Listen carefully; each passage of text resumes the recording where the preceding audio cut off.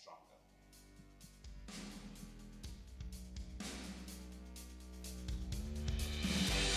What began with a handful of universities, faith groups, and foundations has become over 1,100 institutions playing a key role in shifting trillions of dollars away from fossil fuels and into climate solutions.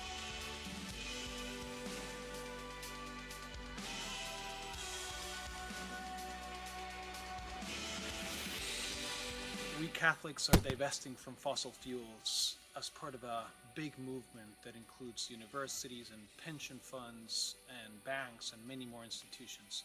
We're divesting because it's the right thing to do. We're divesting because fossil fuels like coal, oil, and gas are toxic to our planet and everyone who shares this common home. By divesting from fossil fuels and reinvesting in renewable energy, we can build the scale of climate change solutions, particularly to serve poorer energy communities, while simultaneously eroding the social license the fossil fuel companies have to continue to operate. Join this movement to finance a just energy future.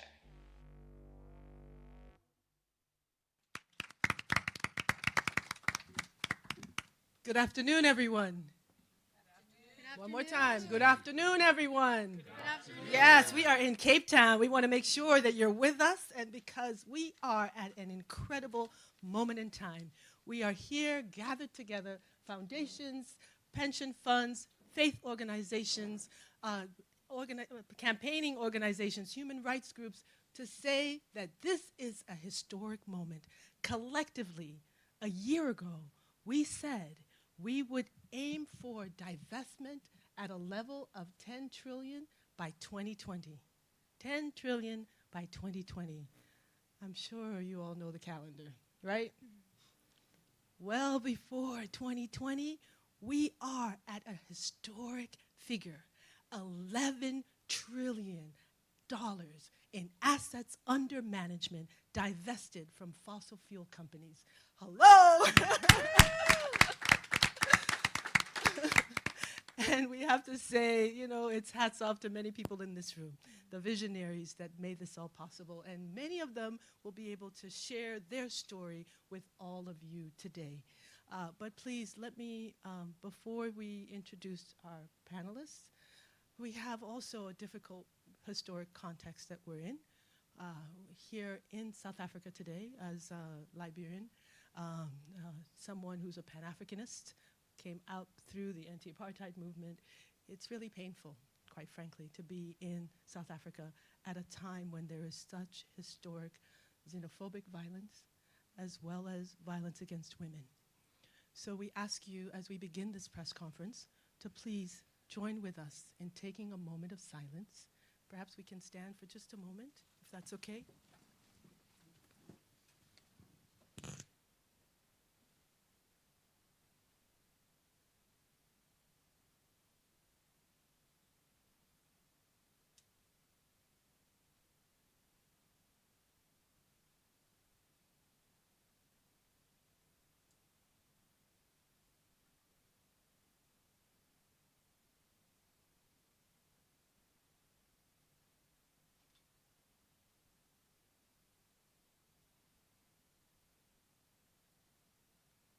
We honor their lives.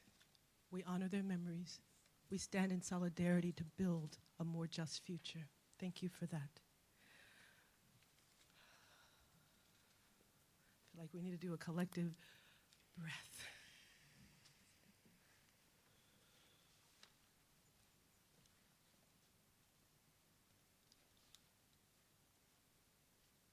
Many of our colleagues chose to join us for this conference. We have 300 people joining us for the coming days for this Financing the Future conference, and we are truly, truly honored to have a representative body gathered here today to share with you their stories, their successes, their victories, as we begin to engage on these critical issues. So please allow me to introduce them. Let me start with myself, if that's okay. So I am Amira Woods. I am honored to be working with the SHINE campaign. We at SHINE are building a community of practice of foundations, investors, philanthropists that are looking to focus on investing, raising resources, climate finance for the last mile, investing in solar, wind, and renewable energies for the last mile. That's us at SHINE. We're truly, truly honored to be part of the convening of this conference. We have Ahmed first. Ahmed Makopo is the Africa Regional Divestment Campaigner with 350.org. He has a range of issues and expertise around equity and justice. He was a student volunteer at Amnesty, so he comes from a long line of activism. He was at the University of Wits, and his honors degree was in economic anthropology. He moved to the UK and was with the International Development Consultancies pursuing his master's at University of Sussex. So we're truly, truly honored. You saw him featured in the film. He's not only articulate and an incredible researcher, but he looks quite good on the film as well. Next, we have the incredible Clara Vondrich. She is the director of Divest-invest, which is a campaign calling on investors to accelerate to a clean energy transition by moving their money from dirty energy. She sits on the board of directors of 2 Degrees Investing, a think tank working to align the financial system with climate goals. She's an attorney by training, and she also serves as counsel to the President's Commission on the BP Deepwater Horizon. Served. Focusing on ecological restoration and environmental justice. Great to have you here. We have, I think many in this room probably know him well, the incredible activist and campaigner Kumi Naidoo, long time son of South Africa, but many of us claim him as an internationalist in his fight for social justice and environmental justice. He started activism at the age of 15 and organized, was active in the anti-apartheid struggle, lived in exile for quite some time, returned in 1990 to work with the ANC. He then held multiple leadership roles. I think I remember the Global Call for Action Against Poverty. Certainly we saw his leadership at Greenpeace International, now, and of course at Civicus, and now with Amnesty International as their Secretary General for the last year. Really, truly honored to have you here, Kumi. Next, we have Reverend Fletcher Harper. Fletcher is with Green Faith. Green Faith represents an incredible assortment of faith-based organizations across faith traditions, Muslim, Hindu, Sikh, as well as Christian and Jewish traditions across faiths that are really focused on working together to move not only their programmatic resources, but also their investment and their facilities towards a clean energy future. So we're truly honored to have Fletcher Harper joining us today. Next, we have Mark Mcveigh. Mark is a 24-year-old ecologist from Australia. He took on the $20 billion superannuation company, Rest. $40 billion superannuation company, Rest. He took them to court, right? He represents young people across this planet saying enough is enough and taking legal action to stop the harm that's being done to the planet. This is the first case in the world, and it will have far-reaching effects, and we're sure it's not going to be the last. So we're truly, truly honored to have Mark here with us today. Each of these panelists will speak very briefly, and then we will have an opportunity for Q&A. We're going to ask some in our audience to join that Q&A. We especially know the Wallace Global Fund, where I'm honored to also serve as trustee, is here in the room, and we hope to invite them in to join in the Q&A session, as well as others in the room as well, yeah? So without any further ado, why are we here? We are spotlighting the urgent need for energy access across the global south. This is the first global Divest-invest summit to be held in the global south. So we are here in Cape Town, and we're truly, truly honored to be in this sacred space, this beautiful space, to say that collectively we are standing against the fossil fuel industries and the harm they are doing to the planet. Collectively, we are visioning and working together for a just transition for a clean energy future. We can no longer ignore what's happening around us, and so we are truly, truly excited to be here.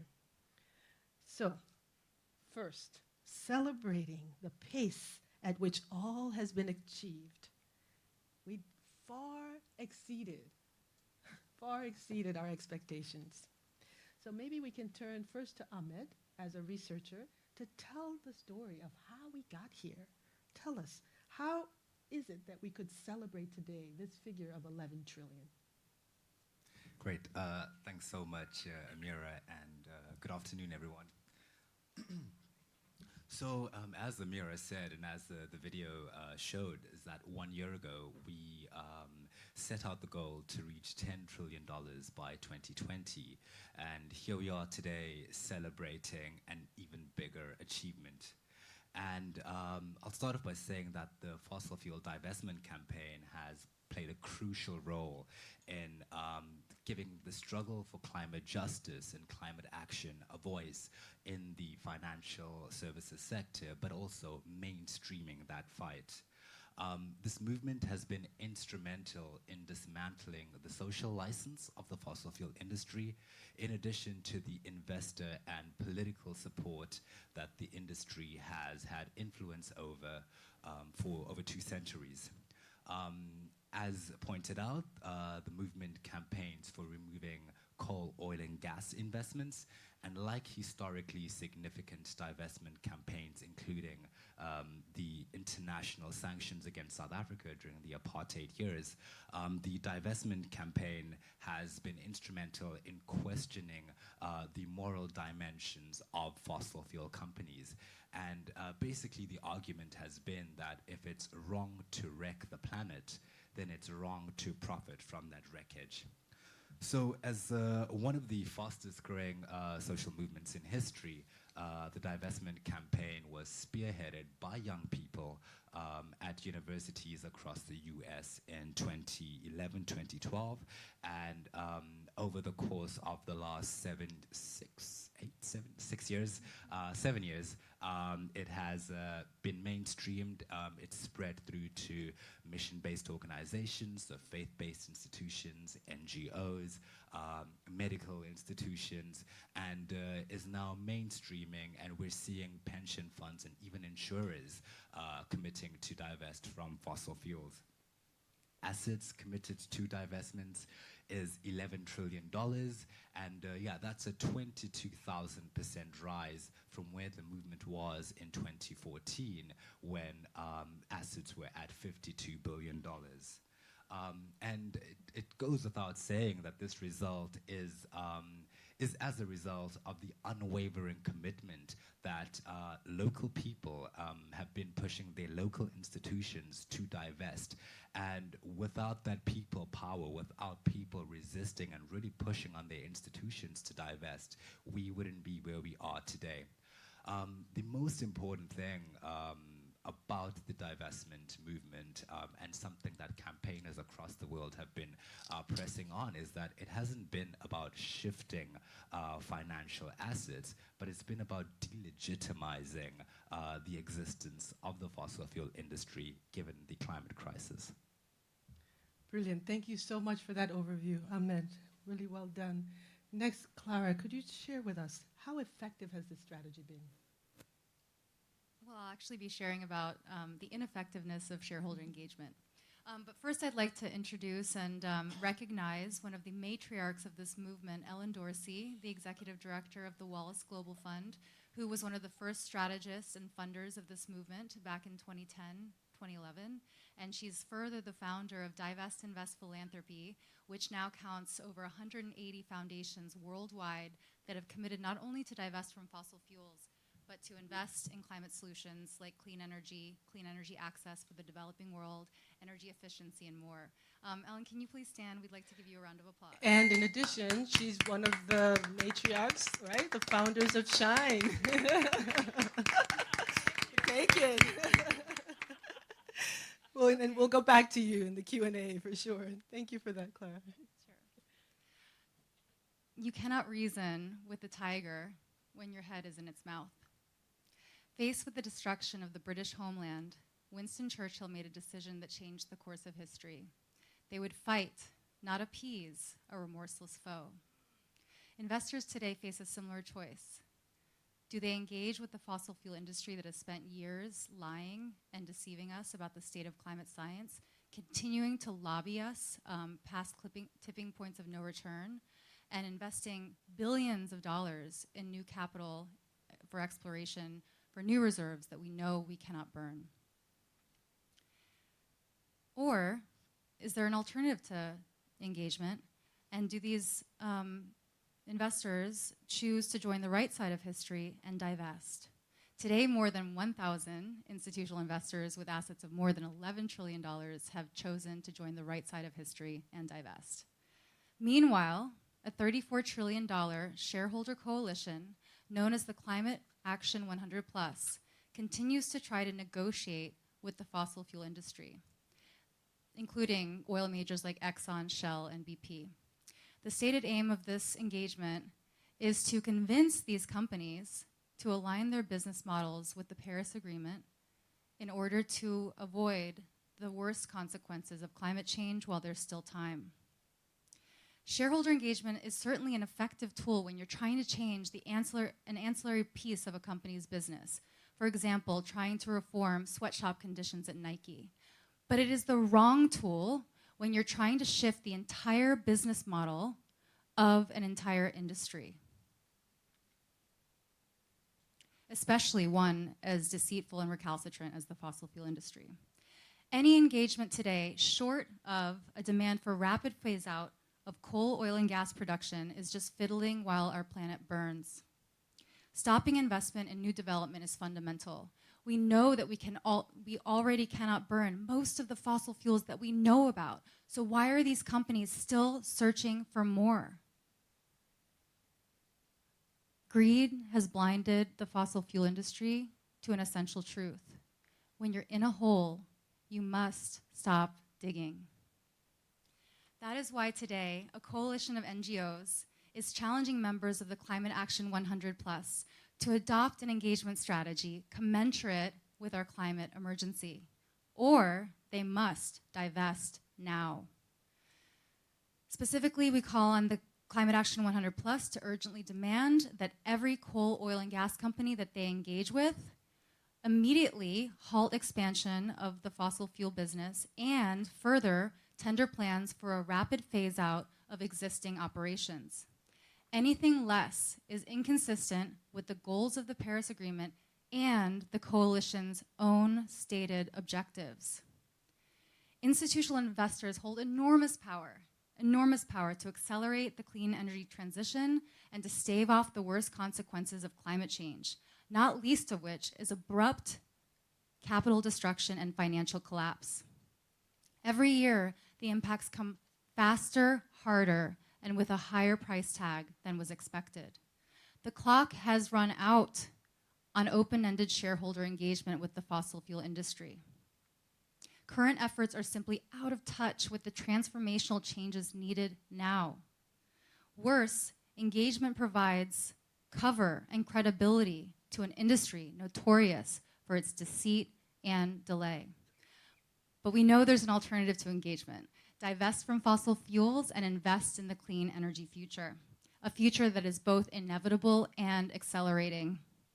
Divest-invest is the fastest growing social movement of all time, not because it's the clear ethical choice, not only because it's the clear ethical choice, but because it's financially smart and consistent with fiduciary duty.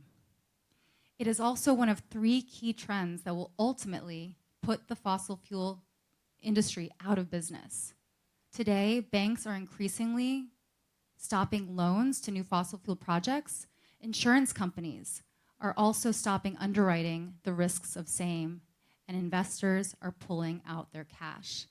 Without loans, insurance, and investment, the industry hits a wall.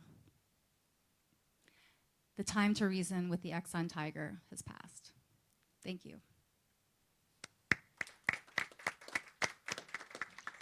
Well said. The time is past to reason it's not possible. And we recognize that that Exxon Tiger has had some detrimental impact on communities around the world. So Kumi, we would love to hear from you some of the human rights implications of dirty energy and what that means from your lens as the Secretary General of Amnesty International. Thank you, Amira, and thank you everybody for being here.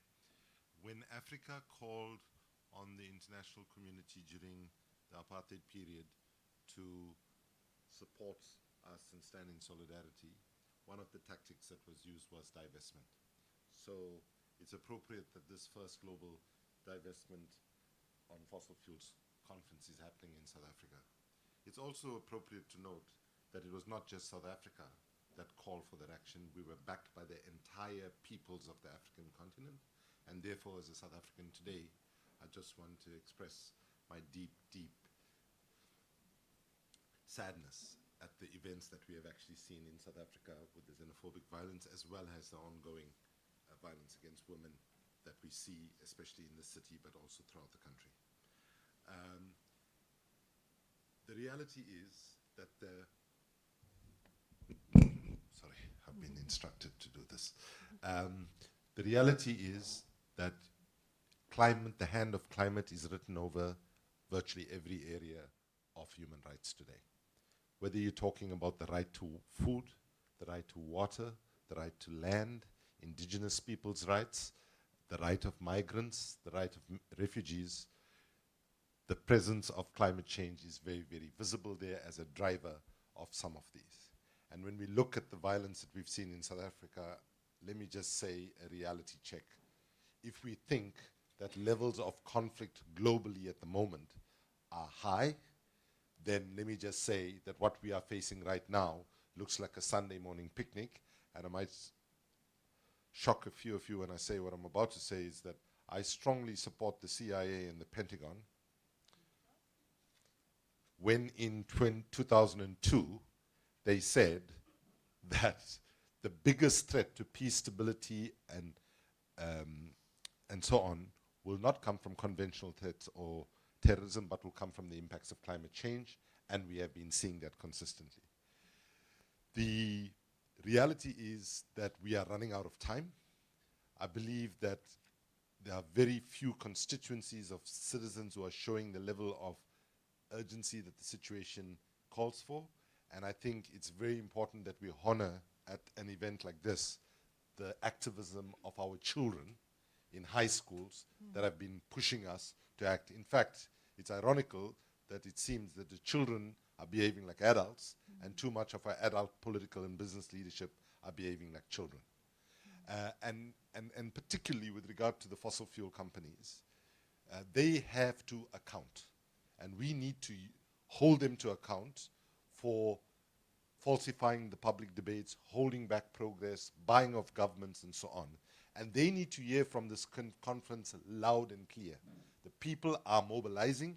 If you thought you had a free pass all these decades, that's about to end, and resistance is going to mount from our children in the high schools to a range of civil disobedience activities that are being planned and will be executed in the coming months.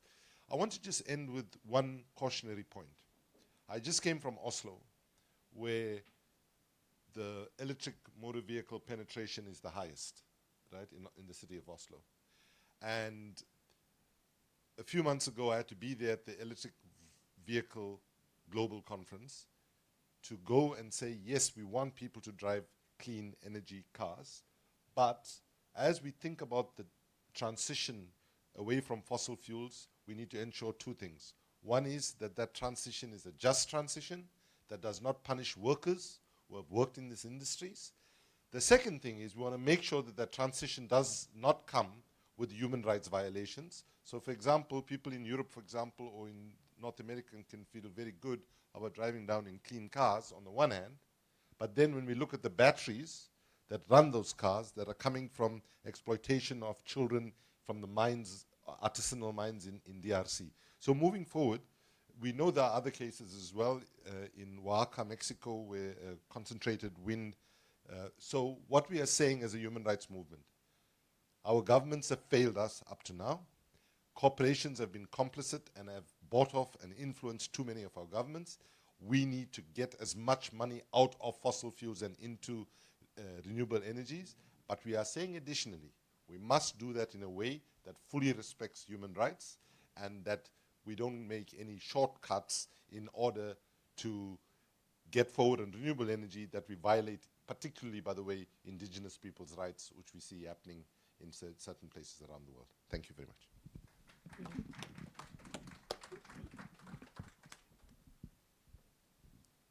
Taking Kumi's lead, we will go, please, to Fletcher Harper from Green Faith to share with us the faith community's role, also in pushing back on human rights violations, pushing back on fossil fuel industry across the globe.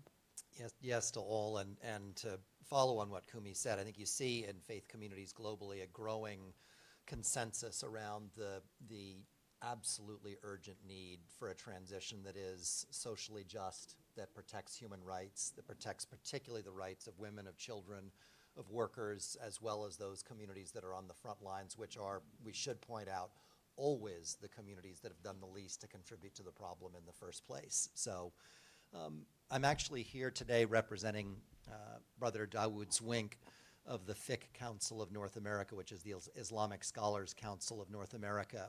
Brother Dawood is in customs but isn't here yet. His flight was delayed.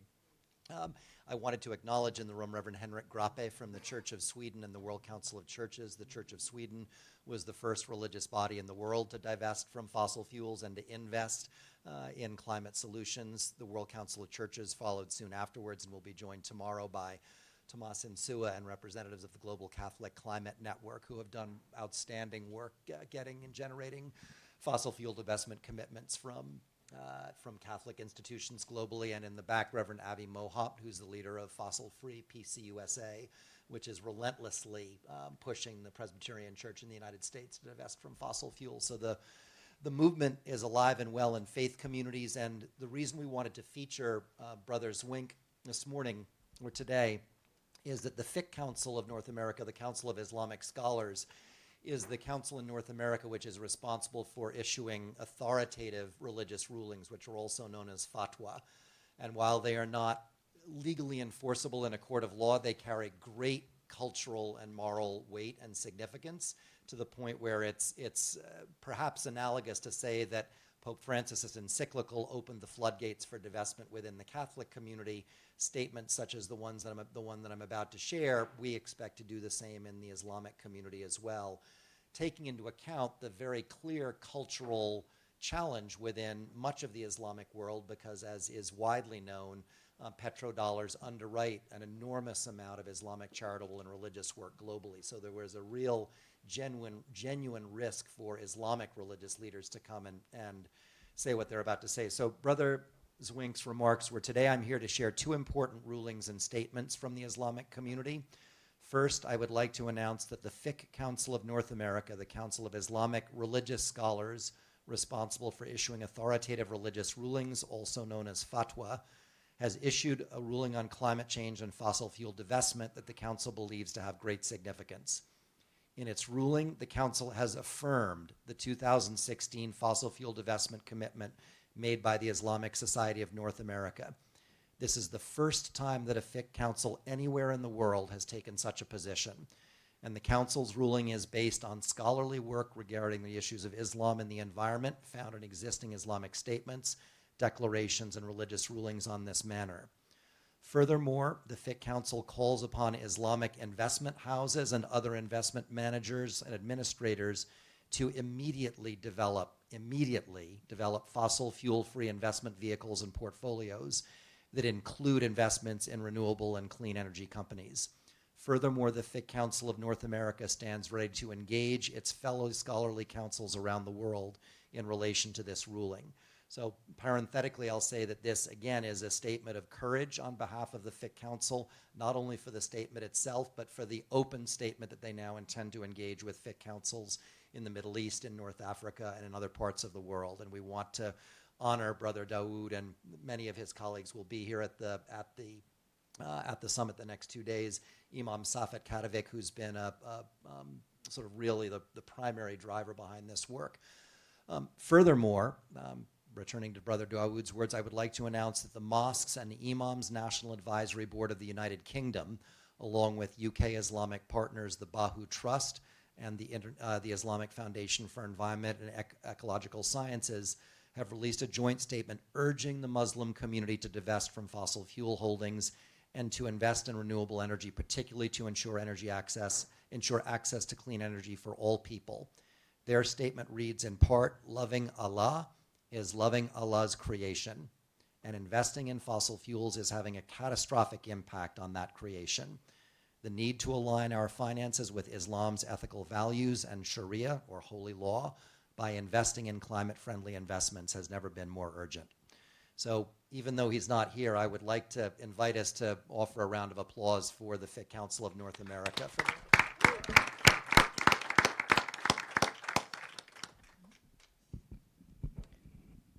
Powerful. Thank you so much for presenting that for us, Fletcher. Well done. We turn down to Mark, because as Kumi so well said, it's about this courageous generation that is saying, we are not going to stand for it, not on our watch. So Mark, please share with us your personal story and also the courageous acts you have taken to lead to this legal case. Thanks, Amira. Hi, everyone. My name's Mark. I'm from Brisbane on the east coast of Australia. And yeah, I'll tell you a little bit about how I sued a $40 billion superannuation fund in my spare time. So yeah, as an ecologist, I've always been really interested in the physical parts of climate change, mostly in the natural world. But I'm really interested in what the world's going to look like in 20, 30, 50 years. And I guess, we're all here still today because things aren't looking too good for the environment or for, economies in the future. And when it comes to something like superannuation, most people my age not really thinking about it too much, right? It's largely goes ignored. But when you start to consider the economic impacts of climate change, it begins to raise a lot of questions about, what kind of effect and what kind of risk is this posing to our retirement savings? And I really wanted to know, well, what's going to happen to my retirement savings as climate change continues? And is my retirement savings contributing to these very risks themselves? So basically, by 2055, I'm going to be 60 years old. I'll finally be able to access my retirement savings. Also, by 2055, we've got about a 2-degree climate change scenario, or worse. And for me back home, this means severe ongoing droughts, means regular intense forest fires, means tropical cyclones, it means the complete ecological collapse of the Great Barrier Reef. Now that's not just very dear to me, but it's a huge part of our local economy on the East Coast. And I suppose I really wanted to find out from my superannuation, what are they doing about these risks? So I really wanted to see something from them, along the lines of the TCFD recommendations. I wanted open, transparent information about the risks, the impacts, whether they're doing some kind of analysis on my retirement money, and to know that it was being protected and people like me. And as you can probably guess, they didn't have anything. So I went to them again, I contacted them, and basically they couldn't give me anything. They gave me a blanket statement that said, we take environmental, sustainability, and government issues into account with our investments, which is useless to me. I mean, I was not content with that answer. So last year, I took REST, as it's called, a $40 billion superannuation fund, to the court in Australia and claimed that they failed their fiduciary duties in failing to adequately consider climate change risk with their investments. And I mean, the case is still ongoing, but it's the first of its kind, as we said, where climate change risk is being tested under these fiduciary duties. And the best part is the impacts, right? So we're looking at a massive effect on the superannuation funds in Australia. And that is $2.7 trillion, or about a quarter of the Australian stock exchange. And I mean, just the effect on that is possibly pulling billions of dollars out of fossil fuels and other industries like them, and having a huge, huge carbon reduction effect. And that's just Australia. So what we're hoping is that this will have a bigger impact on the rest of the world. This case is used as an example. And you know, people at the summit as well will go to their fund managers, their pensions, their superannuations, and basically we go to them and we ask, what are you doing about climate change risk? And what are you doing with our retirement money? And yeah, I guess that's it. It's, you know, it can always seem a little bit helpless when it comes to climate change, but I think we can have a really powerful effect when we go to them and we ask simple questions and we just demand answers when we don't get them. Thank you.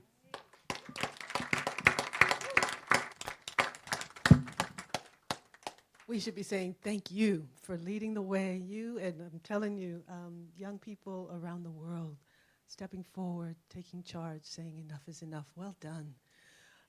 We have a number of people in the audience, and we know we want to also take Q&A from the audience, especially the working journalists that are here with us. I'm wondering if you would allow me to just pass the mic first to Ellen, as we keep saying, the matriarch, to give her a moment to speak explicitly about the institutions, foundations, and the role that they have played, both in the divestment movement as well as in investing in the renewable energy future, just to give a bit of a sense of that work, please. I really didn't want to speak, and I really don't want to be called a matriarch, but I am 57, so I guess I have to embrace this. All right. Listen, I have a couple of, can you hear me without it? Can you hear me without it? Oh, God. Okay. The matriarch has to get into the shot. All right. This is just getting more uncomfortable than I can tell you. Okay. I have a couple of comments. I just want to punctuate how powerful it is that we're having this summit here in Cape Town. It's a historic moment in a historic place. And Kumi already mentioned this, that the fossil fuel divestment movement took a play from the anti-apartheid playbook. And when the companies refused to move, it was the activists that said, we can make the move because we have access to capital. We can move investment funds and pressure companies to act. And we have to continue to do that. And 11 trillion is an enormous accomplishment, but it's not enough. And for the fossil fuel companies, we are still coming for you. Until you commit to wind down, stop the capital expenditures right now, stop the expansion, and tender plans that keep you compliant with the Paris Agreement, we're going to keep on coming, and 11 trillion will double and be 22 trillion in the very near future. No, I'm not committing to a date, Clara. Second, investment. We have to also equally focus on investment. Every investor, every single institutional investor has to invest at least 5% of their portfolio in climate solutions, in renewable energy, or we will not be able to scale in time. And we as activists have to make sure that there are human rights and environmental standards for that sector. We have an opportunity to shape a new industrial sector to be good global citizens, and we must do that. So +1 on the human rights and environmental standards. We also have to prioritize reaching the billion plus that don't have access to electricity today. And we have a unique opportunity to leapfrog fossil fuel development, and communities can be powered by distributed, locally controlled, locally owned renewable energy. And it's not inevitable that that will happen. We could have an energy transition that gets us to 100% renewables and still leave a billion plus behind. So the SHINE campaign, the work of the Church of Sweden and others, is so critical to scaling solutions. But again, communities must lead and communities must be our partners. And then the philanthropy, my sector. It is unconscionable that you invest in industries with the lion's share of your assets, that you ask grantees to clean up the mess from, with a tiny fraction of your grant dollars. It is inconsistent with your mission, and those that receive charitable tax status to serve the public good have a responsibility to uphold the public good, or they fail in their fiduciary duty. Mission number one for fiduciary duty: get out of fossil fuels now and start moving the money into the solutions. We need not-for-profit investors to prioritize the energy access. And the last thing that I will say is thank you to the activists. The youth activists today should inspire all of us to get behind them, not in front of them, and support these strikes because they are leading. And this is the time to stand up and be counted. We're all activists now. Well done. Thank you. Time is against us, so I'm wondering if we can go to first the working journalists who have questions in the room, and then we'll go to those who are joining us on telephone and via the internet.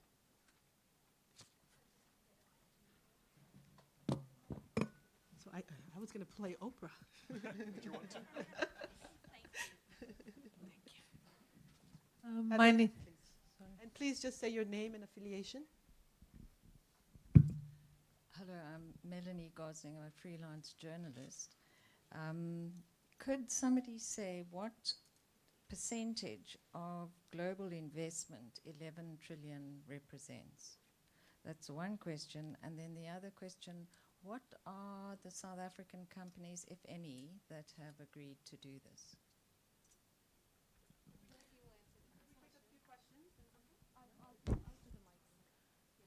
Shall I? Okay. My name is K.R. Acharya. I'm a journalist from India, and I come from Bangalore. You know, listening to this, I have to say that it's very difficult for all that you speak of to be actually happening in India. We have coal companies and we have a government who is still till today opening more new mines or looking for new mines, especially in forest areas, etc. And professedly, okay, no, all right, I won't be cynical. We do have a climate change policy, but the implementation of that is nowhere near the kind of speed that we have in our fossil fuel. So to say that the global south is actually going to be, you know, benefited or is doing something, for me from India, that sounds far-fetched. What is your comment on this? Thank you. So one more, and then we'll do the second round, please.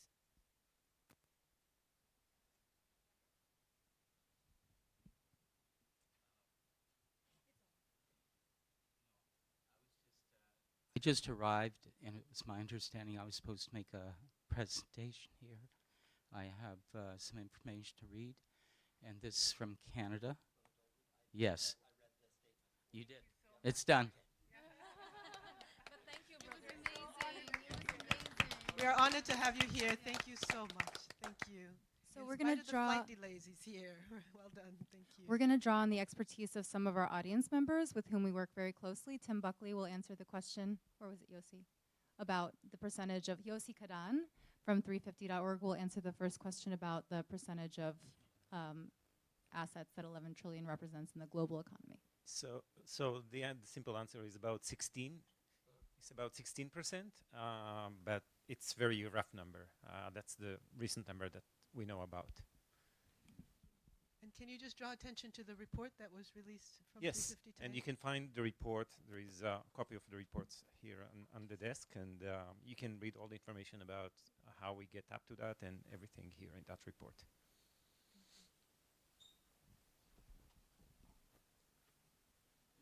The next question was. So thank you for that. So there's a question about the South African firms. Ahmed, can you answer that, please? Sorry, Melanie. Could you repeat the question? I just wanted to know if you could name some of the South African companies, if any, who have decided to disinvest from fossil fuel. All right, so we got a few faith organizations in South Africa that have committed to divest, one of them being the Desmond and Leah Tutu Foundation, also the Anglican Church of Southern Africa, and in 2016, Claris started some conversations with the city of Cape Town, and by June 2017, the city committed to divest its municipal funds. And David LePage is in here from Fossil Free South Africa, but he'll have like an update on where those conversations have gone. Wait, Kaya's question. So the other question on the Global South, or do you?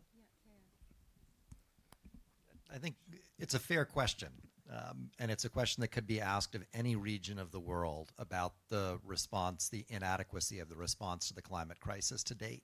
We face an absolute emergency globally. This movement has grown rapidly as a way of demonstrating real resolve from real investors to shift their money out of one industry that is creating the problem. We need this movement to double, triple, and quadruple as fast as possible. You're seated next to Pinaki Dasgupta, who's in the early stages of organizing religious groups in India around these issues. The Selco Foundation in India has been working for 15 to 20 years doing outstanding world-leading work on community-owned energy access. So is it big enough and fast enough? No, but are we coming as hard as we can? Absolutely. Can I? Well, I'll just add also, Kaya, that one of the main objectives of the conference is to bring together activists from the Global South to learn and share their experiences with activists in the Global North. It's all about cross-pollinating and helping to root divest-invest campaigning in parts of the world where it has yet to flourish and really take hold. So we're hopeful that over the next 2.5 days, we'll have a real chance to bring people together, give members of the activist community in the Global South a real seat at the table and an opportunity to learn, bringing the conference to them, recognizing how challenging it is for them to travel internationally due to the cost and time required. And Tim has some more to add. So Tim from IEFA. Vibhuti Garg and I have just travelled from Delhi, where we presented last week at a conference. The presentation was, and the whole conference was, how does India integrate 523 gigawatts of renewable energy by 2030, which to me is an unbelievably ambitious strategy. And I know that might sound, coming from India yourself, a little ambitious, and there is certainly conflict in the policy within India because of the magnitude of the economic growth in front of India, but certainly from everything that we do at IEFA, India is trying to address the issue of a sustainable transformation of their energy system, and I believe it is very much on track, despite some policy headwinds that you're alluding to. We are also honored to have in the room Akoma. I don't know, she is a Goldman Prize winner and director of Earth Life Africa. I don't know if there's anything else you want to add in terms of the comments regarding the Global South. Okay, maybe we come back to you on that then.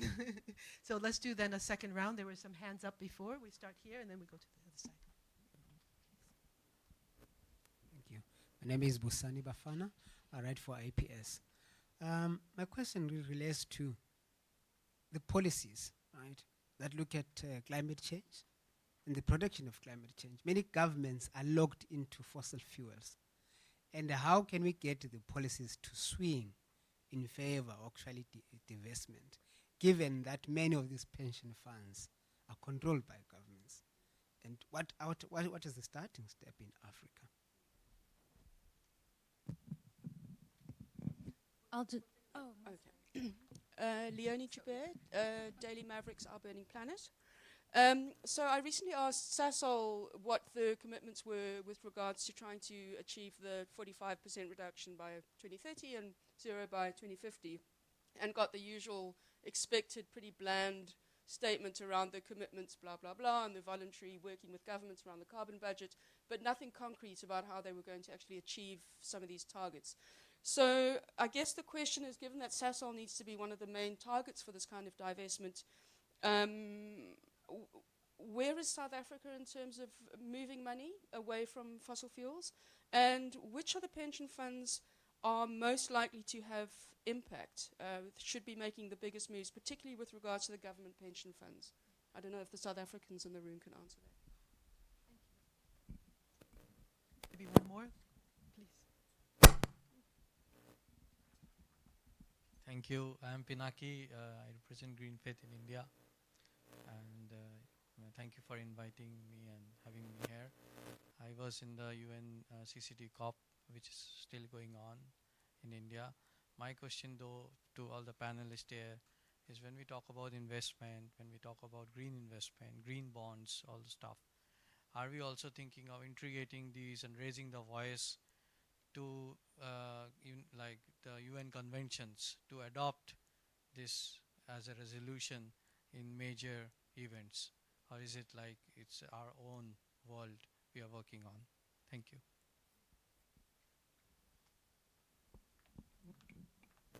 Can you recap the questions? So, Busani's question. no, the question is just on the policy end, huh?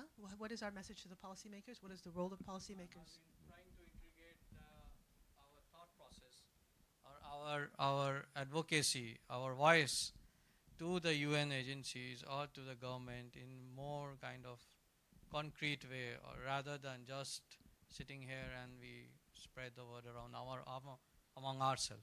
That was the question. Thank you. Are we in an echo chamber? Or are we getting through? Yes. I think we'll take Busani's question first. Shall we take it? And do you want to respond to the first question? I do, and that's why I was asking for a repeat of the actual 3 questions. But now we've got the third one, just Busani's question. What was it again? Sorry, I should have written it down. Sorry, my apologies. Thank you. I was saying that in Africa, many governments, are actually locked into fossil fuels, and our economies are being powered. We are getting not only more cars being imported into Africa, grey imports, particularly if I can speak for my country.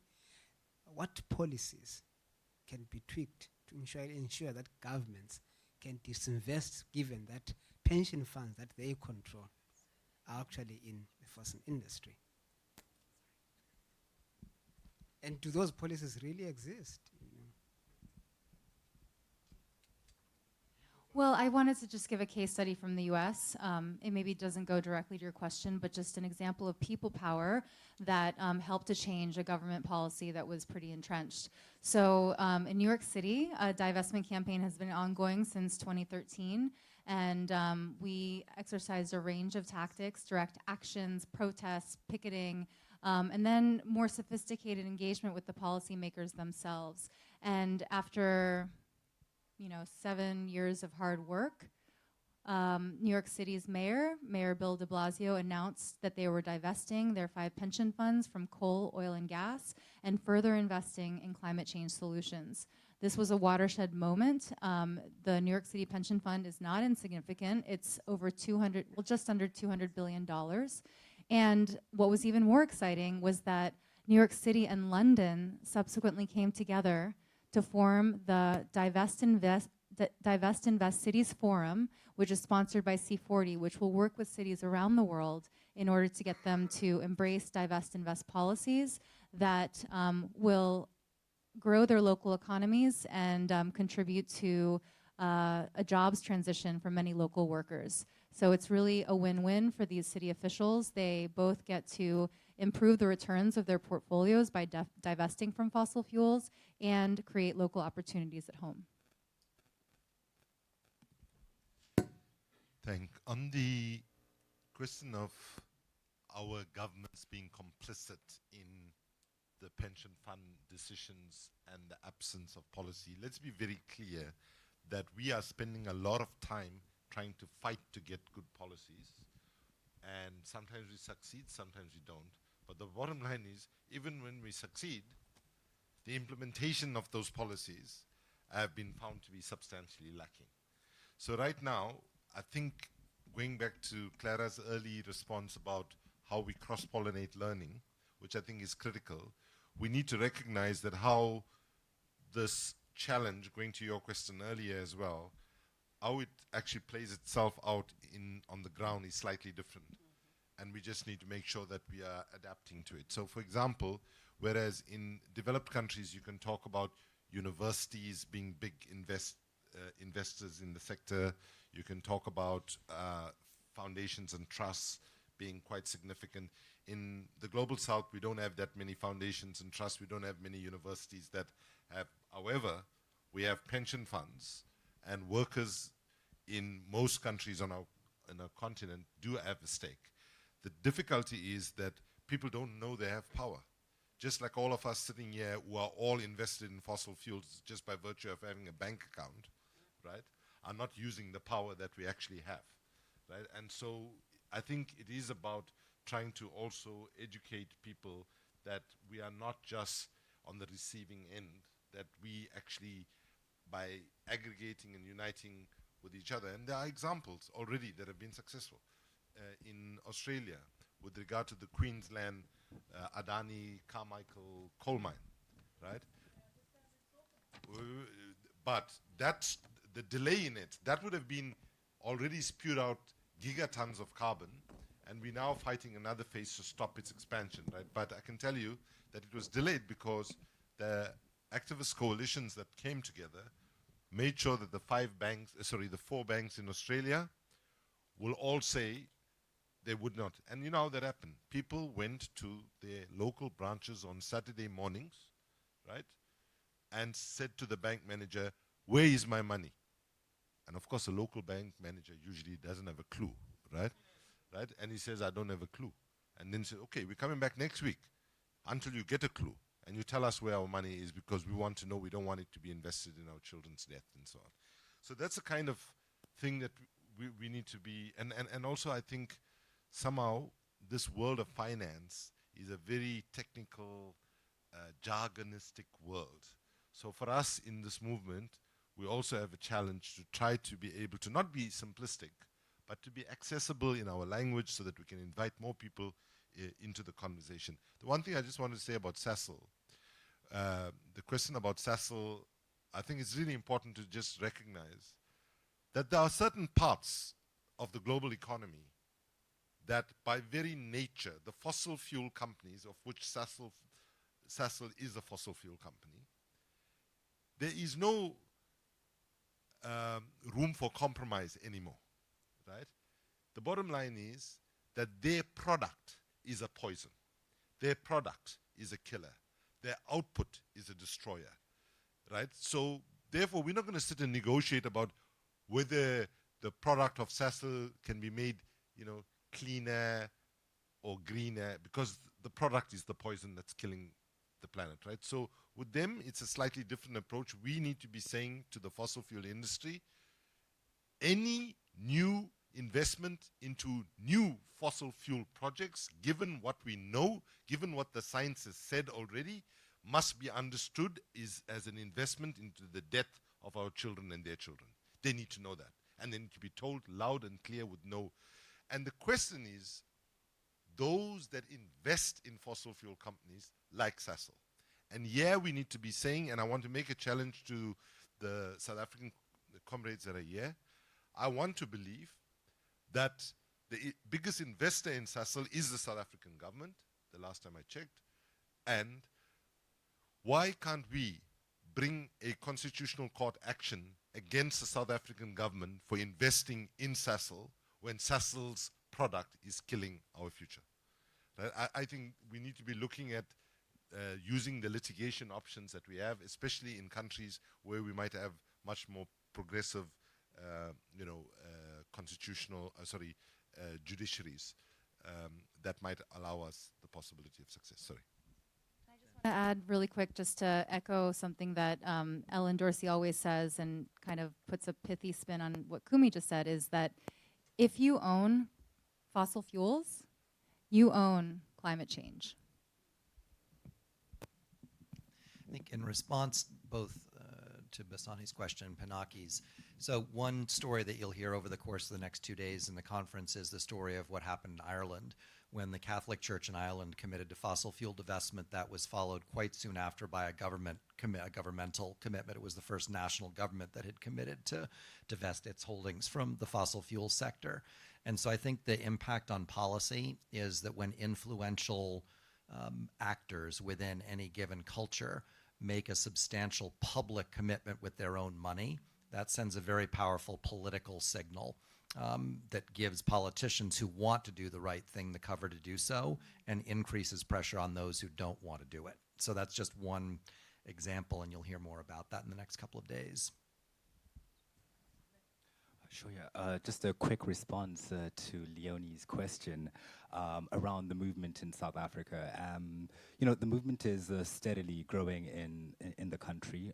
We've got organizations like Just Share and Fossil Free South Africa that are targeting asset managers across the country to really calling them to create fossil-free indices so that it gives people an opportunity to invest in more fossil-free options. At the moment, that's not available in the country, and so people's pension funds are exposed to the likes of Sasol because those options aren't available, but there are organizations working towards creating that.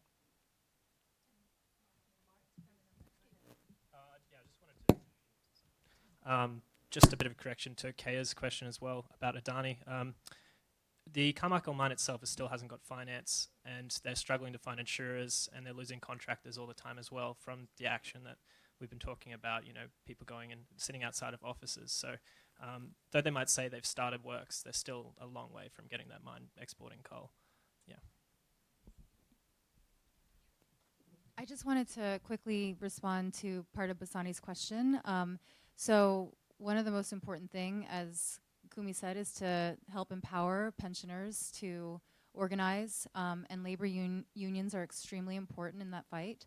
And in the US, we see a schism between unions in the service industry, who are generally pro-divestment, and then unions obviously in the metal workers and other extractive industries that are having a hard time getting behind it. And that's why it's so vital to talk about a just transition for workers that really helps to equip them for the transitions ahead. And I know that Martin Norman from Greenpeace Nordic has had some good success in talking with labor unions in oil and gas specifically, and I would love for you to comment if possible.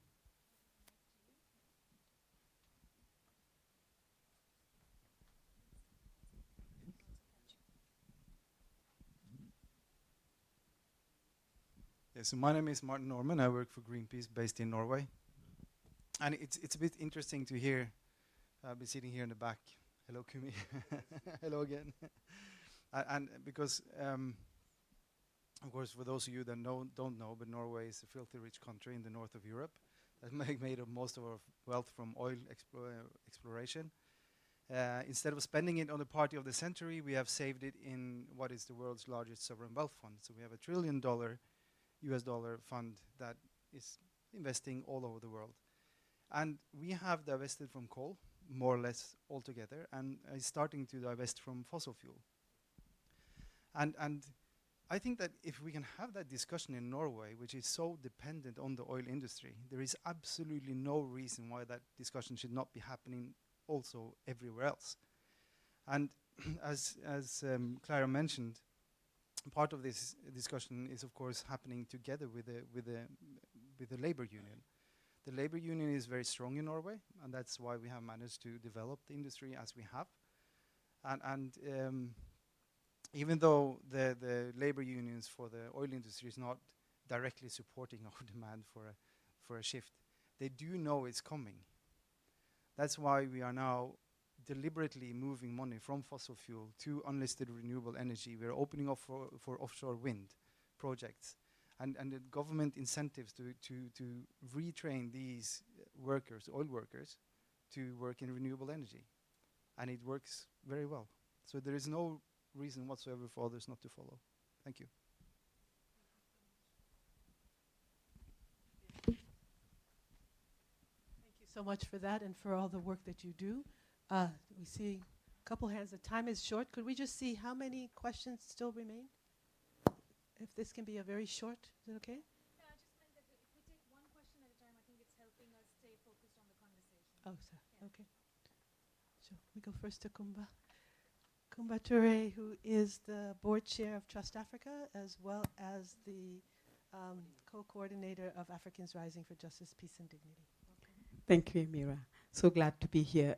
Maybe some of the things I would say might not be very popular here, but first of all, being a coordinator from Africans Rising and working with a lot of people who do not, even think of investing, let alone, divesting or anything, because that's really not where they stand. But I'm sitting here thinking about two questions. Number one, when we are divesting, are we also thinking of making it very hard for those who want to invest again in this field? Will it be expensive? Because if you move out and then you have people who are like, oh, okay, they're divesting, let's get in and we'll make the money that they're not making. Is that part of the strategy and the work that we can think of? How do we make it very expensive for anyone who's going to be investing as a new person, that it wouldn't be interesting to do it? That's the first one. The second one is just thinking about, like the gentleman just said before, if a country like Finland made so much money already from fossil fuel and now can divest from coal and so on. You take a country like Senegal, where right now we're going through a whole hula with the corruption and everything, because we just found oil and we found a lot of trouble, of course, ahead of us. But the issue is here that the conversation for them is like, oh, once they're done making money out of fossil fuel, now they want us not to invest in it, and so that we will not be able to make it to their level. So there is also this issue of just like, what does it mean for a country like Senegal, where now the president thinks that making money out of oil will solve all of his problem of paying the salaries of people and everything, and we come to them as activists and fighting them and saying, no, you can't do that. But at the same time, these are just things that I'm thinking. I know we have a few days to talk about them, not to have just the responses now. Brilliant, thank you. I would love to respond to the first one that you asked. So the idea that other investors will simply swoop in and invest in those divested assets is one of the longest running arguments against divestment. What material impact will it really have if someone else just buys these stocks? But today, what's happened is that the moral case for divestment is now equally as powerful as the financial case for fossil fuel divestment. Oil and gas, which used to be the backbone of the global economy, is now one of the worst performing sectors of the S&P, finishing dead last in 2018. The industry is absolutely volatile and speculative. It's perhaps appropriate if you're a day trader, but not for a long-term investor like a pension fund. It's absolutely bananas. And then we've also done some analyses. How would a pension fund perform? How would it have performed had it divested a decade ago? And the one case study I'll mention is that for New York State, again, a massive US pension fund, 200 billion plus, and had they divested 10 years ago, they would have been $22 billion richer, which is about $17,000 per pensioner. That's real money for real people. So I wanted to pick up on Kuma's last point, which I think we must interrogate, because I think you're putting your finger on an issue that we are not able to talk about as cogently and clearly as we should be able to, right? And that is, our leaders in the global south are correct to say that countries in the global north, who today we call developed countries, built their economies on the exploitation of fossil fuels, right? We know that to be a fact, it's clear. The second issue then is, does that mean that our governments now have a right to say, well, even though now that the science is clear that continuing to burn these fuels is actually going to impact on our citizens' future, just because others did it, therefore, let us burn as well, so we make the problem worse for our citizens. Because the bottom line is that even though Africa, as a continent, for example, has contributed least to the problem, right? As a continent, we are paying amongst the first and most brutal price in terms of climate impacts, right? By the way, I just want to say, South Africa is an exception. South Africa is the 14th largest emitter in the world, Okay, just to be clear, while Africa carries very limited responsibility, South Africa does carry distinctive responsibility. So that is why in the climate negotiations, we pushed really, really hard to get the Green Climate Fund in place so that countries in the global south could benefit. And we were telling rich nations in that fight, we're not asking for charity. We're asking you to pay your climate debt, right? That when you put money into that fund, it's both to recognize that you built your economy in a way that damaged ours, and that secondly, that you cannot punish people twice, essentially, right? So, but I just want to conclude though, right, with a lie that many leaders on our continent say, and many leaders in the global south, including in India, say, right? They talk about how committed they are about energy access, right? This is about getting energy access to the poor people. That was the same argument that President Zuma and a corrupt component of the ANC made here when they were pushing nuclear down our throat. And thank God for Makoma, Liz, and others that led the fight and stopped it, right? But were they really committed to energy for the poor? Where would those nuclear plants have been built? They would have built along the coastline because of, you know, the costs of cooling. Not an iota of that, that energy generated would have gone to the poor, right? And so if we are serious, whether in India or whether in Africa, to get energy access to people quickly, accessibly, and sustainably, we should not be looking at old energy solutions, which is always about big energy infrastructure. If we're going to take rural people in India and Africa out of energy poverty, we should be thinking about really small-scale micro-solar grids that can be community-owned. There are examples of this, but here's the problem. Our governments cannot think in terms of decentralized, small-scale solutions that you can do on mass scale. Right? Let me say that small-scale, decentralized solutions that you can do on mass scale, meaning you can have lots of people engaged in it, even in terms of democratizing the economy.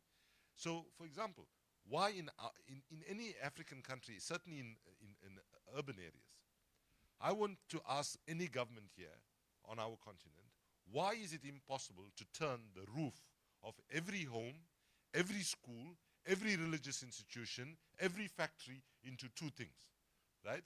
An energy, into basically an energy generator, right? Because basically, on the one hand, like say for schools, for example, where across this continent, even where there is electricity, schools struggle to pay the electricity bill, right? If they can generate the electricity so that, one, they meet their needs, so they're not paying, and what excess they generate, they can feed it into the grid where they could get income. So we can turn every roof of every home, if you are smart, if you have a more development-oriented, a genuinely development-oriented approach that can go even beyond energy, that we can turn every roof into both an electricity generator as well as an income generator for families over time if we are serious about doing that. Big infrastructure solutions, it has its place, concentrated solar, concentrated wind, and so on. I'm not saying there's no space for that, right? Because when we're talking about base load and so on. But I have to say that I have yet to meet any developing country who, at the UN negotiations and so on, when on the one hand they say, oh, the rich, they did blah, blah, blah, and so on. And then I don't see the commitment of taking people out of energy poverty. And if we add a commitment of taking people out of energy poverty, which is Chine's twin brief, then I think we will come up with much more innovative solutions that don't have to be reliant on big infrastructure projects that take long to build, that have lots of room then for corruption. And by the way, let me just say it quite clearly. Many governments want big infrastructure project because then there is option for them to steal and to be corrupt. And we need to resist that as part of resisting where money flows as well. Thank you. Yep. Hi, I'm Vibhuti Garg. I'm from India and I work with Tim and Simon at IEFA. My question is whether we have been talking about divest-invest and largely on the public finance side of things. So does your movement also include other form of finance, which is like support by the government in the form of subsidies or the tax exemption. So are you even trying, it may not be as big as public finance to the fossil fuel industry, but it's still quite substantial. So whether the movement is targeting kind of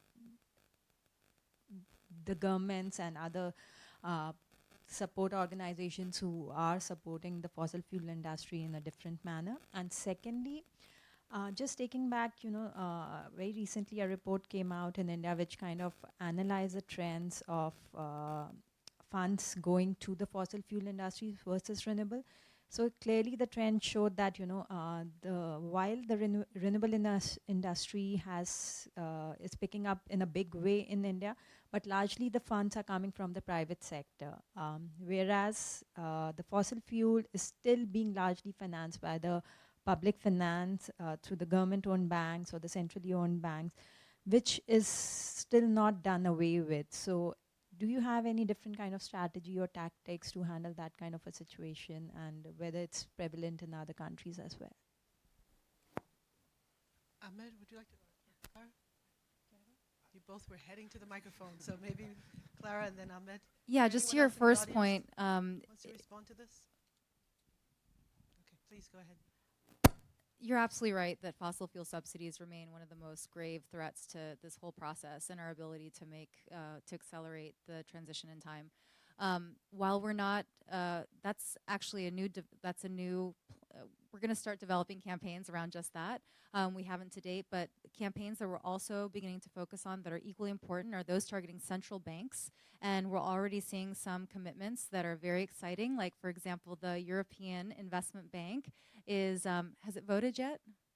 No, okay. It's considering full fossil fuel divestment from coal, oil, and gas, which would send a massive signal to other central banks around the world, investment banks around the world, that fossil fuels are out and clean energy is in. Ahmed, you good? Okay. Any other questions?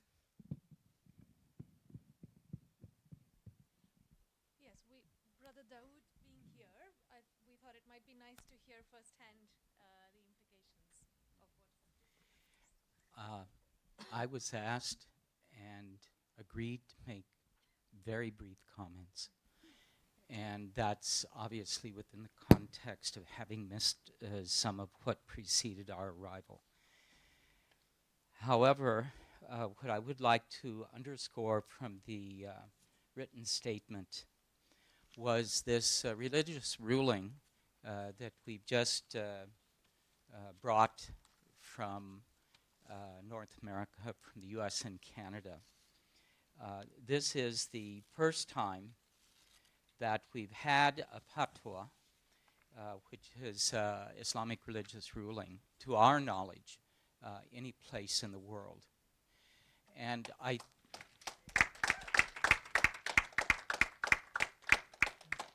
well, a couple of things. First of all, let me express our appreciation, our respect to the work that Green Faith is doing.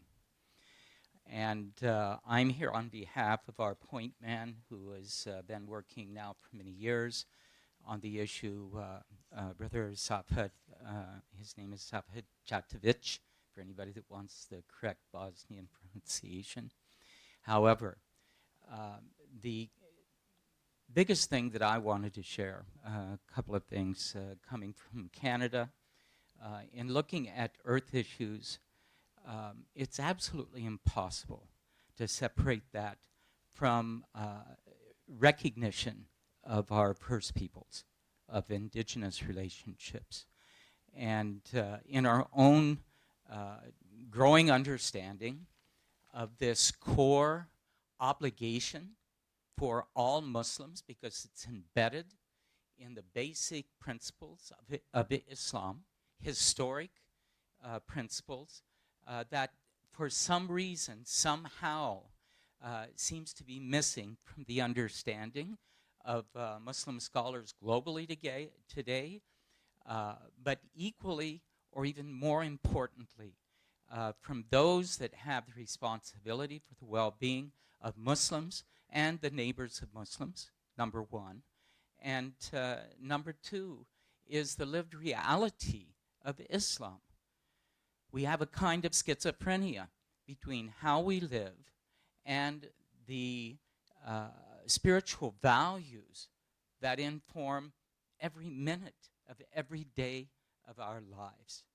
So when we arrive at an existential moment for humanity like we're facing today, for me personally as a Muslim, the big question is, how could this happen without the full engagement of Muslim scholars, of Muslim governments, of Muslim institutions, in collaboration with other people of faith?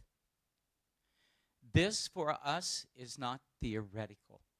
It has to do with defining what it means to live as a human being. We cannot separate living our values from the challenges of the time or the age that we live in. So really the big question that I wanted to ask, because for the Muslim world, the Muslim population in South Africa is very important. And historically, in fact, some of the very first Muslims that were brought to South Africa were the elite in countries that were being colonized by European imperial powers. So this is an extension, a continuation, but where is our awareness in the local communities? And I'm wondering and this is just a verbal question, so don't put anything into it more than that, but where is the presence and the participation of our local Muslim leaders? Now, I've said that just to raise the point, because I think that's our responsibility, and we are going to be doing our best to engage the local community. We hope and we pray in the future that you will see a lot more engagement from Muslims, Muslim scholars, Muslim organizations, and Muslim academicians. But may God bless each and every one of you. Please just keep in mind that this is an existential threat, but it's also a spiritual obligation for all of us.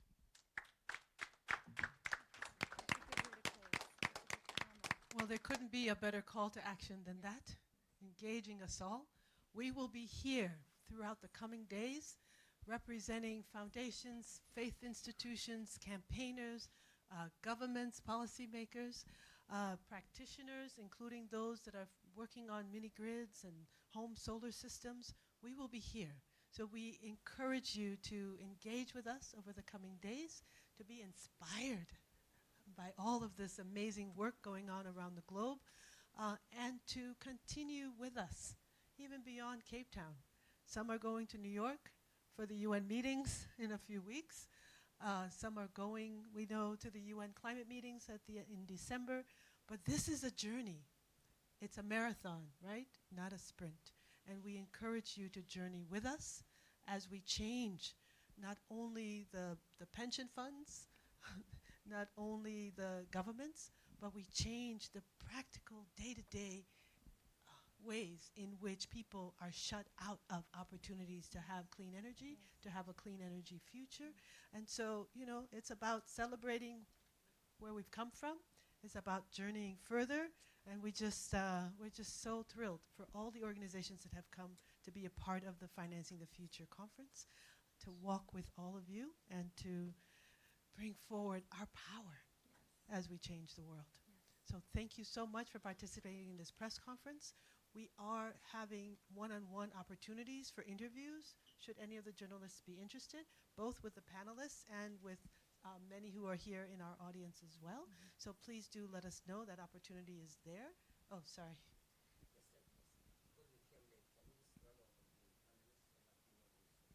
Absolutely, yes. My name is Clara Vonderch. I'm the director of Divest-invest. My name's Mark, and I've taken my superannuation fund to court. Ahmed Makhopo, campaigner from 350.org. Kumi Naidoo, the Secretary General of Amnesty International. I'm Fletcher with Green Faith. I know you guys.